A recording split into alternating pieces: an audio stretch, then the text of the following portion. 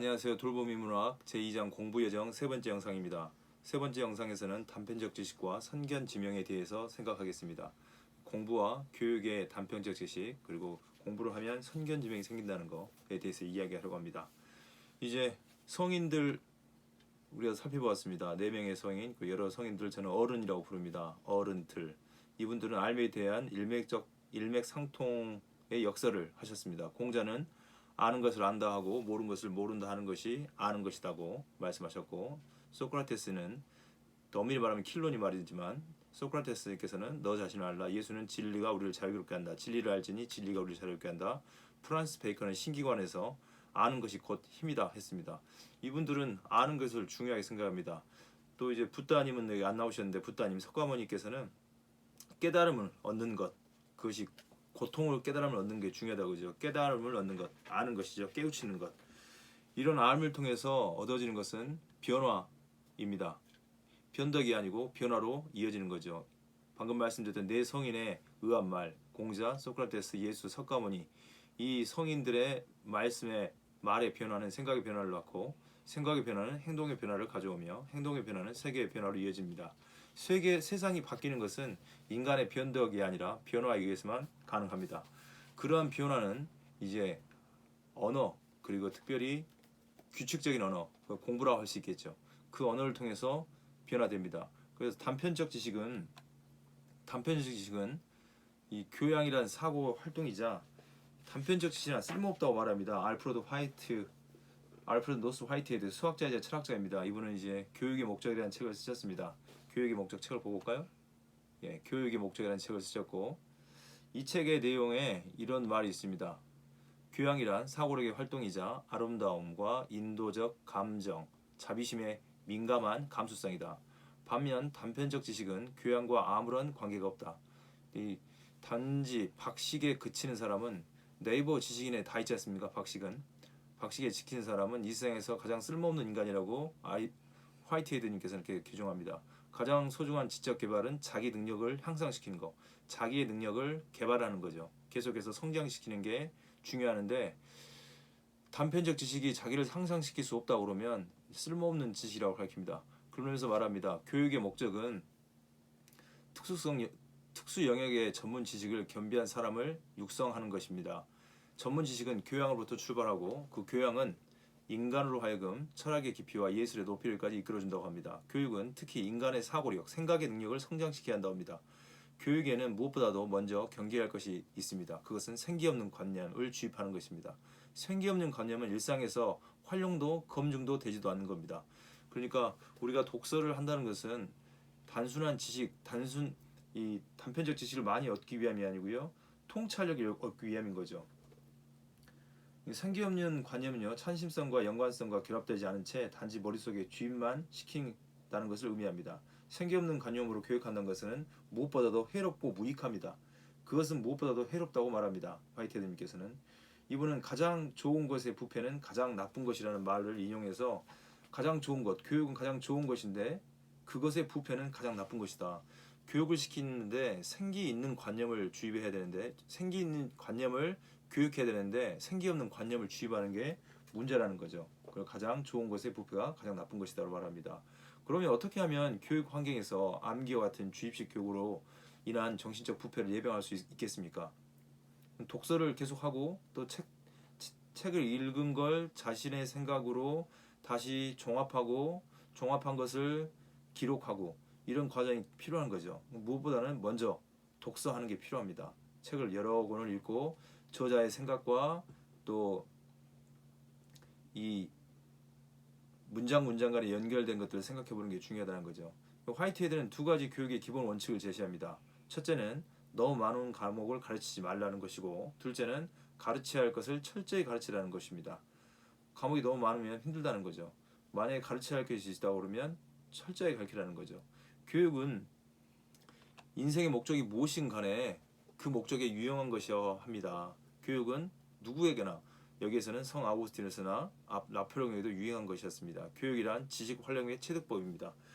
이 교육이 유용한 도구라고 말하고 있습니다. 특별히 생각의 성장에, 삶의 성장에 유용한 겁니다.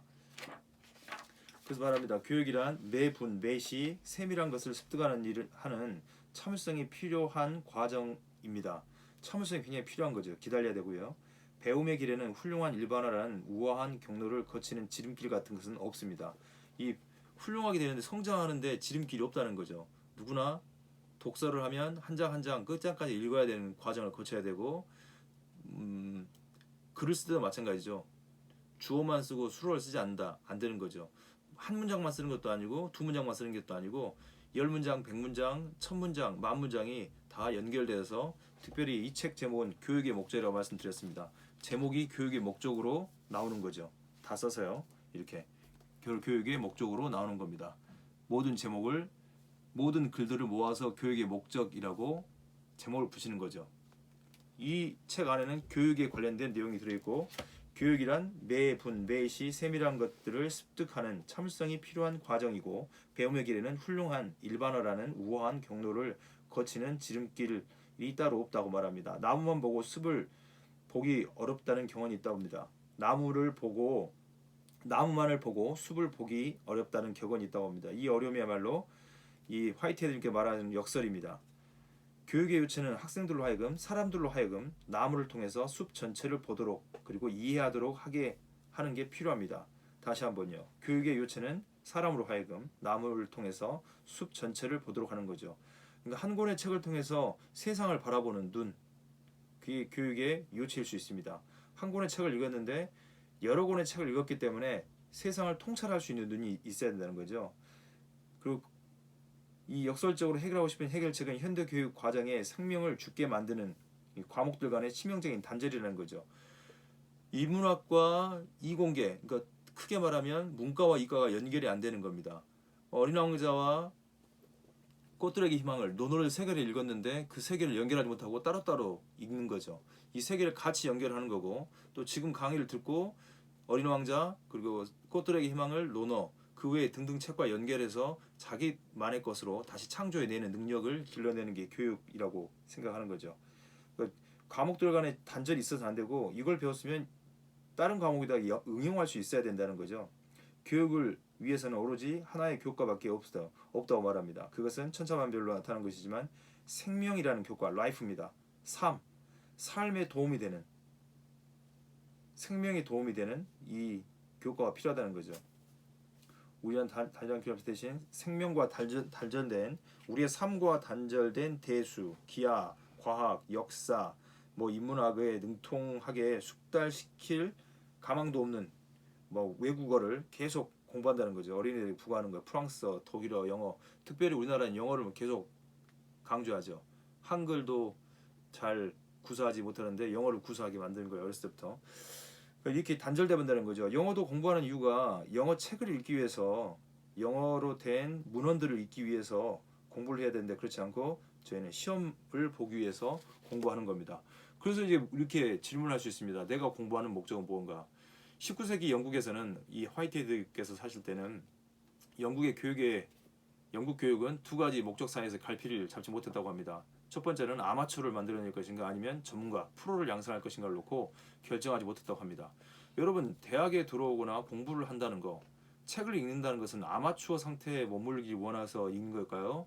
아니면 좀 더 나아지고 전문가의 상태로 이르려고 하는 걸까요? 그렇습니다. 전문가로 더 성장하기 위해서 공부를 하는 거죠. 영국 교육이 당시 옛날에 이 19세기 때 그랬답니다. 지금은 21세기입니다. 21세기에 저희가 지금 이렇게 영상 이 화이트헤드 분이 님께서 사실 때는 인터넷도 발전되지 않았었고 영상도 이렇게 발전되지 않았습니다. 오직 이렇게 문자로 된 인쇄 기술이 발전됐고 우편 기술이 발전되어 있을 상태이시죠. 지금은 택배도 있고 더 발전되어 있습니다. 영상으로 택배도 하루 만에 다 넛캣 배송이 되는 쿠팡으로 그런 시대입니다. 쿠팡이요 빵빵빵. 지금 21세기에는 교육하는 목적이 뭘까요? 공부하는 목적이 취업하는 걸까요? 아니면 전문가가 되는 거고 더 성장하기 위해서 그런 걸까요? 당연히 성장하기 위해 들었습니다. 그러면 성장한다는 건 뭘 의미한 걸까요? 전문가가 된다는 것. 전문가가 된다는 것은 선견지명을 갖추는 겁니다. 앞을 내다보는 안목을 갖게 된다는 거죠. 앞을 내다보는. 물론 아마추어도 생각하고 앞을 내다봅니다. 그런데 여기에서 선견지명은 앞을 내다보는 안목이라는 뜻에서 어떤 일이 일어나기 전에 미리 앞을 내다보는, 여기서는 무슨 계시나 그런 건 아니죠. 지혜에 이르는 말입니다. 이 과거 영국에서는 아마추어냐 프로냐, 화이트헤드님은 당연히 프로를 양성해야 한다 생각한 겁니다. 당시 19세기가 창출한 세계의 지대한 변화는 지식이 증가하면서 당시 사람들이 선견지명을 갖추게 되었다는 겁니다. 아마추어도 일정한 기계적 절차를 통해 정통하면서 감신력과 다재다능한 재능을 지닌 인간이라고 할 수 있습니다. 하지만 아마추어에게는 전문적인 지식으로부터 얻어낼 수 있는 선견지명이 결여되어 있습니다. 전문적인 지식이죠. 저희가 이렇게 독서를 하고 여러 책을 본다는 것은 이걸 통해서, 이 교육을 통해서 내 삶을 돌아보고 내가 성장하고 또 사회를 성장시키는 데 도모하는 거죠. 물론 보겠습니다. 하지만 아마추어에게는 얻어낼 수 없다는 거죠. 우리는 어떻게 하면 다가올 미래를 짐작할 수 있는 밝은 지혜, 곧 선견지명을 갖춘 전문가가 될 수 있을까요? 앞전 영상에 보았던 하버드 대학교 심리학과 교수인 하워드 가드너 교수는 이렇게 말합니다. 15살부터 25살까지의 기간은 영재 행렬에 실제로 편입되는 시기라고 말합니다. 신동의 가능성은 이미 끝났고 천재는 아득한 미래에 잠재적으로 존재하는 거죠. 15세부터 25세까지 기간이 영재 행렬에 편입된다는 겁니다. 그러니까 그 나이를 지나면 좀 힘들다고 말하는 거죠. 화이트헤드님은 좀 더 관대합니다. 이 러셀께서는 그렇게 하워드 가든은 이렇게 말씀하셨는데 화이트헤드님께서는 좀 더 관대하게 말씀하십니다. 뭐라고 말씀하시냐면요. 몇 살부터냐면 보겠습니다. 우리가 잊지 말아야 할 가장 소중한 지적 개발, 자기 지적 능력, 자기 능력 개발인데 대체로 16살부터 몇 살까지 이루어지냐면 30살에 걸친다는 거죠. 이 하워드 가드너님은 25살로 봤고요. 30살로 봤습니다. 저는 평생이라고 생각합니다. 지적 개발 능력이 16살부터 30살까지든 15살부터 25살까지든 미국에서는 15살부터 25살, 영국에서는 16살부터 30살이라 하는데 제가 생각했을 때는 이 기본적인 교육의 가장 중요한 부분은 가정에서 이루어지는 거라고 하네요. 화이트헤드는. 근데 가정에서 이루어지지 않더라도 지금은 모든 매체, 핸드폰 안에 TV, 신문, 도서관 다 들어 있습니다. 그러니까 이건 그때 이 인터넷이라는 세상이 발달되기 전에는 그렇게 봤지만 지금은 유튜브나 네이버나 그 외 등등 인터넷 온라인 매체를 통해서 지식을 많이 습득할 수 있습니다. 단순 단편적 지식을 얻는 게 아니고 그 지식들을 자기 걸로 활용하는 게 중요한 거죠. 지금은 유튜브에 영상에 연결하면 다 볼 수 있지 않겠습니까? 이 선견지명을 갖춘 이런 분이 있습니다. 누군지 아시겠습니까 혹시? 테니스 선수 정현이라고 합니다. 이분도 선견지명이 있었습니다. 어렸을 때부터 테니스를 치겠다고 한 거죠. 아버지가 테니스 코치였으니까요. 감독이었으니까. 이 영상을 보면 좋을 텐데 저작권이 있었기 때문에 볼 수가 없고요. 넘어가겠습니다. 이분이 누구하고 게임을 했냐면요. 제일 밑에 정현 396위가 되기 전에도 16살, 17살부터 계속 했습니다. 그래서 지금 JTBC 아나운서 여자분, 그분 성함을 잘 모르겠는데 그분이 인터뷰하고 있었습니다. 손석희 사장님이 이 아나운서 하실 때, 그러니까 5, 6년 전이죠. 그때 인터뷰할 때 뭐라고 했냐? 지금도 이기고 나서 인터뷰를 하고 있는데요. 여기 인터뷰를 하고 있는데 이때 여기 랭킹에도 들어오지 못할 때 인터뷰를 했을 때 뭐라고 그랬냐? 10대 정현 선수가 1등을 한번 해보고 싶다라고 했습니다. 이 로저 페더러는 19승, 작년이거든요. 작년인가 재작년인가 19승을 했습니다. 결국 20승도 했고 21승까지 간 걸로 알고 있습니다. 이분 1등을 하고 싶다는 거죠. 본인은 396위도 안 들어왔는데, 근데 선견지명입니다. 미래를 내다보고 매일매일 성실히 한 거죠. 그리고 8강에서 지금 2위라고 보이는 노박 조코비치라는 분과 함께 게임을 했습니다. 그리고 그 게임에서 3대 0으로 이겼습니다. 그리고 인터뷰를 하고 있는 겁니다. 2년 전 당신은 이 자리에서 조코비치와 첫 번째 라운드에서 만났으며 조코비치가 당신을 3대 0으로 이겼다. 그런데 2년이 지나서 돌아온 거죠. 396위가 2위를 이겨버린 겁니다. 그리고 4강에서 누구를 만나냐? 1등 로저 페더러를 만납니다. 그리고 발이 찢어져서 유명했죠. 그리고 기권을 하게 되는 겁니다. 로저 페데러를 만나고 로저 페데러는 그때 우승했습니다. 그리고 20승을 세웁니다. 그건 정말 감동적이지 않습니까? 우리나라 선수가 로저 페데러를 만나 져긴 했지만 이때 조코비치를 만나서 이겼습니다. 그리고 3대 0으로. 이 영상도 이렇게 저기 유튜브 경지 TV라는 데가 있습니다. 여기 들어가 보시면 볼 수 있습니다. 제가 여기서 영상을 플레이하고 싶지만 저작권이 있어서 플레이를 할 수가 없습니다. 이 사진도 문제가 되지 않을까 싶어서 어서 넘기겠습니다. 꽤 오랫동안 놔뒀었는데요. 중국에는 만리장성이 있습니다. 이 만리장성은 한 8,000km 되나요? 만리가? 어마어마한 길입니다. 근데 이 길이 이 성을 쌓으면서 수많은 사람들이 동원됐겠죠. 수많은 사람만 동원됐겠습니까? 수많은 돈도 투입됐겠습니다. 이 오랑캐들을 못 넘어게 하기 위해서 만리장성을 쌓은 겁니다. 만리를 쌓았으니까 얼마를 쌓았을까요? 그러니까 거의 이게 피라미드처럼 한 7대 불가사의 중에 하나로 들어가지 않습니까? 만리장성. 근데 이걸 쌓아놓고 지금은 관광지죠. 예전에는 이걸 쌓을 당시에는 전쟁의 이 방어용으로 만들었는데 수많은 이 영상 유튜브로 들어가 보면요. 만리장성을 만리를 가야 되니까 몇 달은 걸어야 할 것 같습니다. 근데 그걸 쌓은 겁니다. 누가요? 인간이 한 겁니다. 대단하지 않습니까? 선견지명을 갖추고 있는 거죠. 그때 당시에 이걸 쌓을 때 21세기에 관광지를 만들겠다고 선견지명을 했겠습니까? 그렇지 않죠. 자꾸 쳐들어오는 외국, 우리는 외구죠. 외적, 적들을 막기 위해서 만리장성을 쌓아버린 겁니다. 방어용이죠. 공격용이 아니고 대단한 겁니다. 여러분들 지금 공부하고 계시는 것은 미래의 만리장성을 쌓고 계시는 겁니다. 내 미래를 위해서 나를 방어하고 이 세상이라는 세상에서 무대에서 세상의 무대를 잘 살기 위해서 공부를 하시는 거죠. 선견지명. 그런 사람들이 필요한 겁니다. 이 만리장성을 보면서 생각해 보겠습니다. 이 비판적으로 이런 능력을 갖춘다는 것은 제가 지금 인문교양이지 않습니까? 독서와 인성함양인데 인문학인 거죠. 인문학은 예술과 다 연결되어 있습니다. 음악도 있고 만약에 같이 함께 만났다 보면 여러 영상들을 보여드릴 수 있는데 지금은 저작권 문제 때문에 볼 수가 없고요.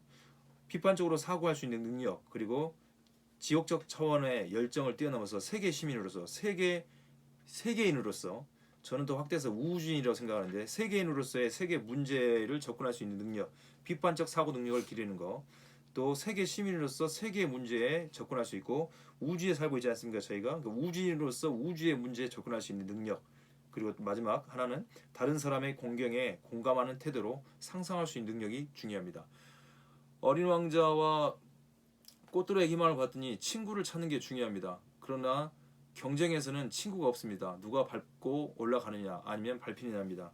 거기에는 다른 사람의 공경에 공감하는 태도로 상상할 수 있는 능력이 현저하게 결여되어 있습니다. 그래서 독서가 중요합니다. 간접 경험하는 거죠. 논어에서는 여러 가지 군자 내지는 훌륭한 사람이 되는 행동과 언어를 많이 가르쳐 줬습니다. 중요한 거죠. 비판적 사유하는 능력, 참신한 상상력, 많은 여러 종류의 인간을 경험하고 그 경험에 공감하는 능력.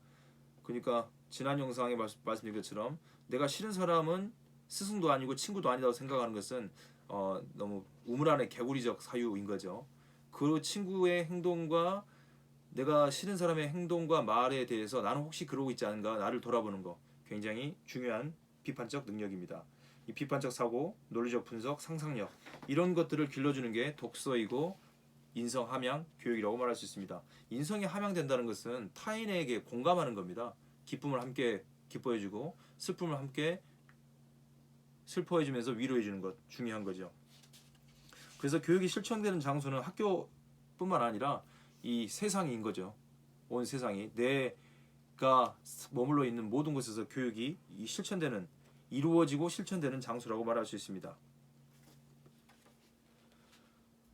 네, 교육의 목적이란 비단 시민 양성만 있는 게 아니고요. 교육은 사람을 직장에 고용할 수 있게 하고요. 더 중요한 의미 있는 삶을 살 수 있게 해줍니다. 준비시켜 주는 거죠. 직장에 고용되는 것도 중요하지만 더 중요한 의미 있는 삶을 사는 것. 이제 그런 이야기들이 돌봄 인문학에서 계속 이야기 될 겁니다. 그리고 다음에 영상에서는 3장 마음 등산인데요. 여기서도 할 거고요. 그리고 마음 등산, 삶 호스피스, 그리고 습관의 힘, 휴식의 탄력성, 돈의 맛, 소비 욕구, 향유욕, 향유인, 사랑 품격, 우정 품격, 이렇게 인생 여행까지 같이 보면서 교육이 뭔지, 그리고 이 독서가 왜 중요한지에 대해서 살펴보도록 할 것입니다. 어쨌든 모든 종류의 이 민주주의 체제, 지금의 민주주의 체제들은 인간의 삶의 의미와 궁극적인 목적에 관해서 시민들이 합리적인 방식으로 합의하지 않는 이 사회를 싫어합니다. 근대 사회와 지금의 현대 사회는 시민들이 합리적 방식으로 합의하는 사회입니다. 유튜브에서 뭐 찬반 논쟁이 많지만 가짜 뉴스, 진짜 뉴스가 있지만 어느 정도의 교육을 받은 시민들은 대부분 이걸 판단해낼 수 있습니다. 가짜 뉴스와 진짜 뉴스를. 충분히 민주적인 모든 국가의 젊은이들, 사람들은요, 투표를 통해서 하는 거죠. 지금 이런 교육을 통해서 단편적 지식이 아니고 선견 지식을 가지고 해내고 있습니다. 그러니까 민주주의 사회에서 살아가는 여러분과 제가 깨어있게 하는 일, 사람들을 깨어있게 하는 일과 또 훈련된 비판적 사유, 그리고 성찰 능력은 필수 항목이라고 말할 수 있습니다. 비판적 사유가 굉장히 중요한 거죠. 독서를 통해서요. 상대방을 비판하는 게 중요할까요? 자기 자신을 비판하는 게 더 중요할까요? 물론 자기 자신을 비판하는 게 더 중요합니다. 상대방이 비판하도록 교육을 받으면 되는 거죠. 여러 다양한 문화와 집단, 민족, 종족들이 지금 우리 사회에서 살아가고 있습니다. 그 사람들을 이해하는 것, 그리고 또 그 사람들의 삶에 공감하는 것, 굉장히 공감 능력이 중요하게 부각되는 사회고, 사려 깊게 사색할 수 있는 능력이 중요합니다. 민주주의 사회에서 사람들이 서로 다른 행동과 말을 합니다. 그리고 이번 투표를 통해서도 뭐 서로 다른, 그때그때 투표마다 달라지지 않습니까? 예전에는 이명박 대통령을 지지했고 박근혜 대통령을 지지했고 지금 문재인 대통령을 지지하고 앞으로는 또 어떻게 누구를 지지할지 알 수 없겠지만 상대방이 지지한 후보를 내가 뽑지 않았다고 해서 비방한다거나 또 내가 뽑은 후보가 좋다고 해서 너무 또 좋아한다거나 지금은 압승을 했다고 하는데 그렇게 기뻐하지 않고 있지 않습니까? 그렇게 절제하는 능력도 필요하다는 거죠. 상대방으로 하여금 분노를 잃지 않게 만드는 것도 중요합니다. 저희가 선견지명을 갖는 거죠. 중용을 잃지 않고요. 타자의 경험을 상상하는, 공감하는 능력이 중요합니다. 패배한 분들은 슬프지 않겠습니까? 그럼 위로할 수 있는 능력이 있어야 되는 거고요. 물론 기뻐한다고 너무 또 기뻐하면 그것이 사람으로 하여금 불쾌감을 일으키기 때문에 좋지 않은 거죠. 결국 삶과 연결되어 있는 겁니다. 교육은요. 공부의 여정인데요. 공부의 여정은 굉장히 깁니다. 만리장성을 다 쌓기까지는 수많은 시간이 공력이 들었습니다. 공부 여정도 마찬가지입니다. 하루 공부 열심히 하고 그 다음날 안 하는 거. 그것은 만리장성을 돌을 몇 겨 쌓다가 그만둔 거와 유사하다고 말할 수 있습니다. 만리장성을 다 쌓기 위해서는 이걸 다 쌓아야만이 만리장성인 것이죠. 근데 우리가 만리장성 쌓을 일은 없습니다. 비유적으로 말씀드린 겁니다. 그래서 이렇게 사람들이 더 발전되는 거죠. 존 두이라는 분이 말합니다. 민주주의가 꽃피었던 미국에서 살고 가르침으로써 학교 교육관과 교육 이념을 변화시켰습니다. 민주주의. 존 두이라는 분은 20세기까지 19세기 20세기까지 살아셨는데 그때 미국이 민주주의가 꽃피고 있었습니다. 지금 한국처럼요. 지금 한국에 민주주의가 꽃피고 있는 거죠. 학교 교육관과 교육 이념을 변화시켰다는 거죠. 누구가요? 한 개인이 실용주의라는 걸로 변화시켰습니다. 이 존 두이라는 분은 교육학을 집대성한 분입니다. 미국에서 실용주의를 집대성했고요. 그분은 본인이 공부를 통해서 배우고 자란 걸 통해서 민주주의와 과학주의를 굉장히 중요하게 생각했고 그에게 중요한 사실은 어떤 거였냐면요. 주입시키고 그것을 수박 거달기식으로 되풀이하여 학습하게 하는 교육법은 그 당시에도 마찬가지였지만 과거나 현재나 미래에도 마찬가지입니다. 학생들의 삶의 성장과 문제 해결 능력을 증진시키는 데 도움이 되지 않습니다. 다시 한 번만요.